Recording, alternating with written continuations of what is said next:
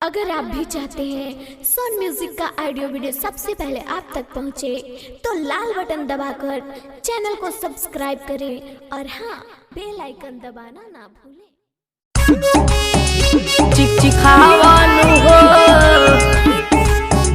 चिक चिखावानु हो।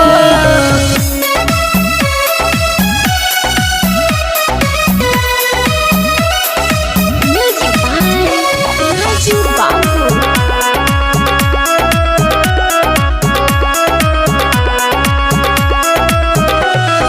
ताजा ताजा पाकल हमरे आम बाटे हो, लागल दुकाने पजाम बाटे हो, जाम बाटे हो। सुना तारा ए, ताजा ताजा पाकल हमरे आम बाटे हो, लागल दुकाने पजाम बाटे हो। रेट कहाँ बाटे हमके बतावनु हो, रेट कहाँ बाटे हमके बतावनु हो।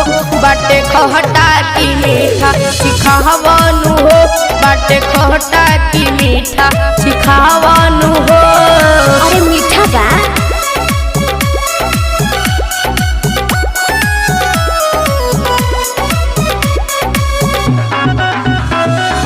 जलवा रिकॉर्डिंग स्टूडियो अकोटी बोला।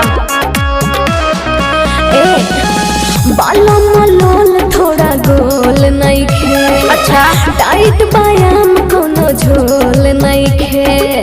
अरे बुझला सचो एहो घरब ट्राई ज्यादा चाहटल बका।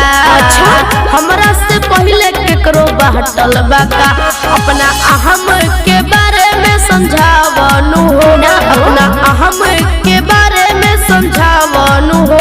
बाटे कोहटा की मीठा सिखावनु हो, बाटे कोहटा की मीठा सिखावनु हो।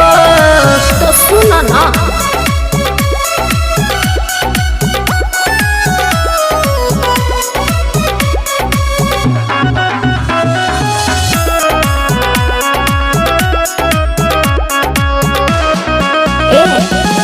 सौसी तिवारी विशाल बाबू, छुआना चीज रख मन पकाबू।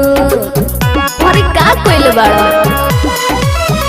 एहो हमरे से बहनी करना फा होई, जल्दी से तौला लेके दाफा होई। मीठा बतिया में नहीं भरमा बनू हो, मीठा बतिया में नहीं भरमा बनू हो। बाटे खहटा की मीठा सिखावनु हो, बाटे खहटा की मीठा सिखावनु हो। अरे तल्ला ना है चिखना।